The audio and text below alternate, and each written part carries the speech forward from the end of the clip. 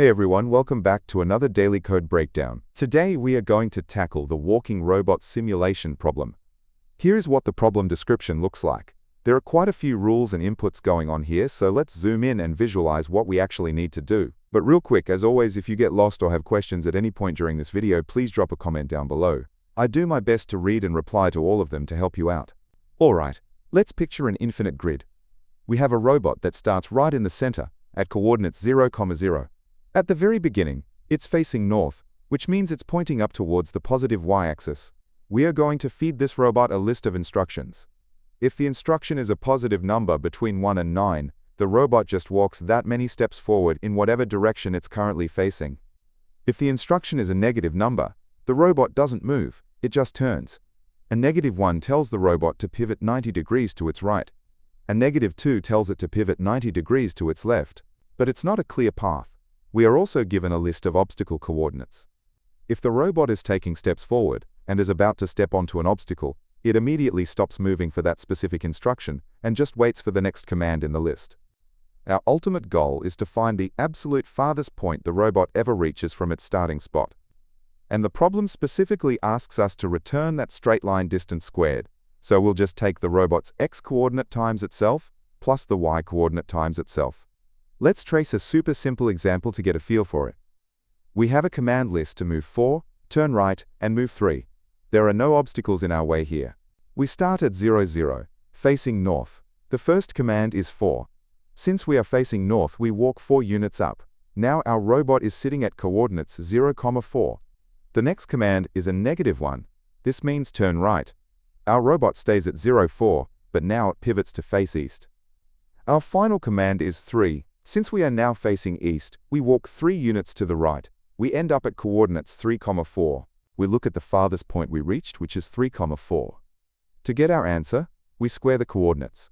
3 times 3 is 9, 4 times 4 is 16, and adding those gives us 25. So how do we actually code this?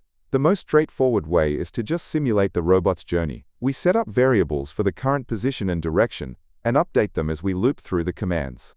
The biggest challenge here is the obstacles. If we check our list of obstacles every time we try to take a single step forward, our code will be way too slow. We need instant lookups. So before we do anything else, we will dump all the obstacle coordinates into a hash set. While Python sets can easily hold a pair of coordinates, the official LeetCode editorial uses a specific math trick. It combines the x and y coordinates into one single unique integer by multiplying the y value by a large prime number and adding x. We'll follow their approach for this solution. Here is the full Python code straight from the editorial.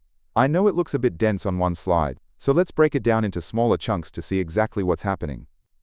First up, we define our custom hash multiplier. Like we talked about, the helper function uses this prime number to crunch our 2 coordinates into one single unique ID number for our hash set. Inside our main simulation function, the very first thing we do is loop through every obstacle we were given. We run each one through our hash formula and save the resulting integer into our fast lookup set. Next, we create a directions array. Notice the order here is crucial: north, east, south, west. This represents turning right in a circle. We also set our starting coordinates to 0, initialize our maximum distance tracker, and set our starting direction to index 0, which is north. Now we start looping through our commands.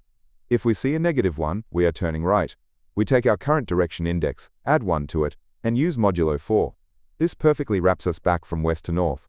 Turning left is exactly the same, but we add 3 to simulate going backwards around our circle. If the command isn't a turn, it's a number telling us how many steps to walk. We grab our current heading from our directions array. Then, we start a mini loop to step forward one single unit at a time, calculating what our very next coordinate will be. But before we actually move to that next coordinate, we check our hash set. We hash that next spot, and if it exists in our obstacle set, we immediately break out of our walking loop, because we've hit a wall. If it's clear, we officially update our position. After we finish moving for a specific command, whether we hit an obstacle or not, we calculate our squared distance from the center. If this new distance is larger than our previously recorded highest score, we update our max tracker. Once all commands are done, we just return that max value. Let's talk performance.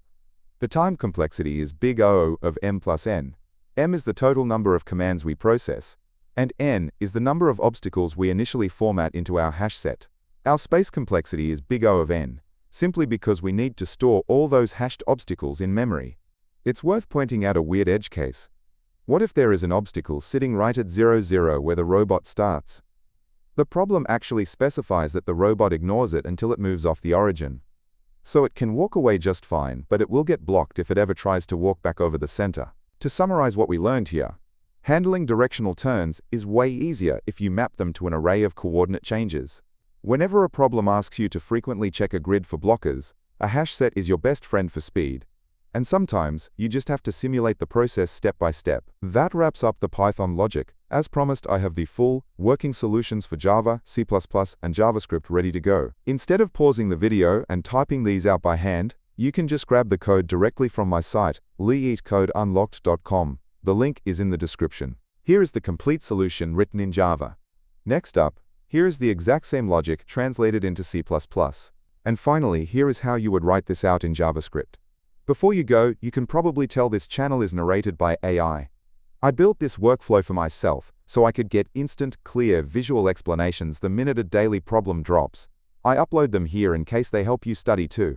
I've also been changing up the format recently with these faster slides, so please let me know what you think in the comments. If you want to dive deeper, I have another channel called LeetCode Unlocked. The ultimate goal over there is to eventually build a massive library, explaining literally every single problem on the platform, not just the dailies. If you want to support the channel and keep it ad-free, you can donate at buymeaboba.com/LeetCodeDaily. Please make sure to hit like, subscribe, and turn on the bell so you can get your streak done early tomorrow. Keep coding, and I'll see you next time.